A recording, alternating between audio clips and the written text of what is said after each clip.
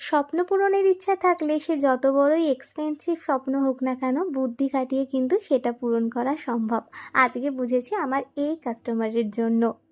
তো hello everyone, welcome to my another blog. আজকে আমার ওয়েট লস জার্নি ডে 18। তো আগের দিন রাত্রিবেলাতেই আমি আমার কাজ শুরু করে দিয়েছিলাম, কারণ আজকে যে অর্ডারটা ছিল বেশ বড়। তো আগের দিন রাতেই আমি কিছু চকলেট বানিয়ে রেখে দিয়েছিলাম, আর সকালবেলা উঠে এগুলো ডিমোল্ড করে নিচ্ছি। আর আজকে ছিল একটা 5 পাউন্ড আর একটা 2 পাউন্ডের কেকের অর্ডার। তো সেগুলোই আমি রেডি করে নিচ্ছি সকাল সকাল।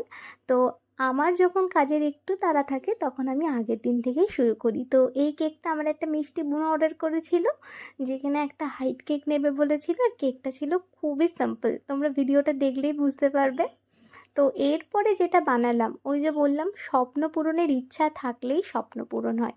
তো আমার কাছে এক কাস্টমার আসে, যার বাড়ি আমার বাড়ির কাছাকাছি। তো বলে তাদের বাচ্চাদের বার্থডে, তো 3 জনের বার্থডে, কিন্তু 3 জনেরই চাই 3 টিয়ার কেক। সত্যি বলতে 3 টিয়ার কেক মানে একটু এক্সপেন্সিভ হয়, তো সব বাবা মার ক্ষেত্রে সেটা কিনে দেওয়া সম্ভব নয়।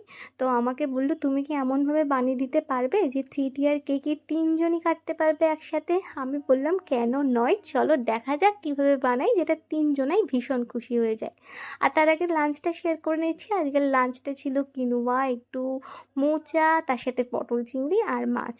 এটা দিয়ে আমি খেয়ে নিয়েছিলাম আমার কাজের ফাঁকে। আজকে স্নান খাওয়া কখন কি করেছি নিজেরও মনে নেই, কেননা দিনটা ছিল বেশ চাপের।